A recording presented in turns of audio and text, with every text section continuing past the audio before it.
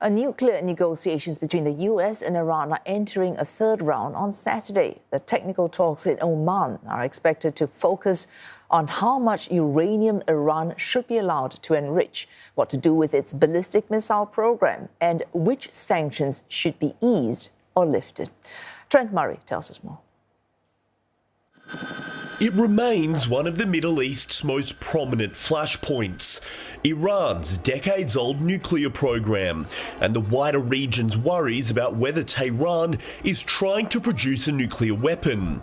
But in recent weeks, discussions between the US and Iran have sought to ease tensions. 2 rounds of talks have taken place. The first in Oman was described as a breakthrough, and the second in Rome saw both sides indicating progress made.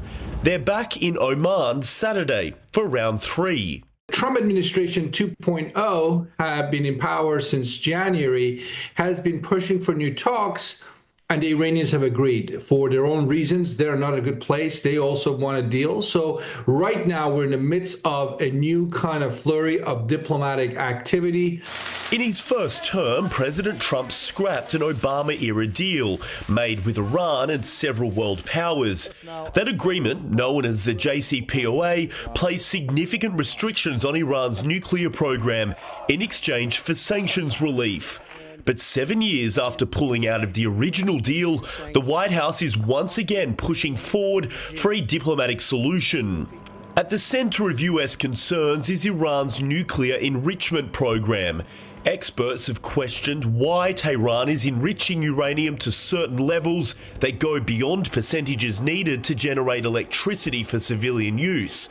Iran has long denied that it's pursuing nuclear weapons. The United States, the Europeans, and certainly the Israelis don't buy into that. They think, well, if you're enriching to 60%, that's way more than you need for civilian purposes. So you're doing this for something else. Either you want to weaponize or you're using this as leverage in negotiations. But as diplomats from both sides prepare to meet for a third round of talks, the threat of military action remains firmly on the table. The US has increased its force posture across the region in recent weeks, including placing long-range bombers within striking distance of Iran, accompanied by strong rhetoric from the president. I'm for stopping Iran, very simply, from having a nuclear weapon. They can't have a nuclear weapon. And if they have a nuclear weapon, you'll all be very unhappy because your life will be in great danger. US allies have been closely watching the talks, including Israel, which hasn't ruled out launching its own military action to try and halt Iran's nuclear program.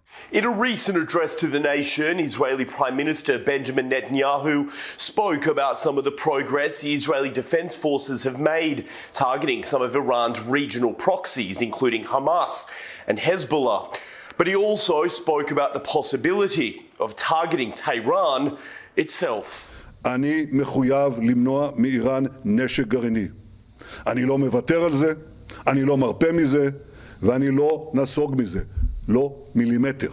And so, as the US and Iran meet for a third time, the stakes remain high, as diplomats work to find a diplomatic off-ramp for the brewing tensions surrounding Tehran's nuclear program, and prevent the possibility of a much wider war engulfing the Middle East.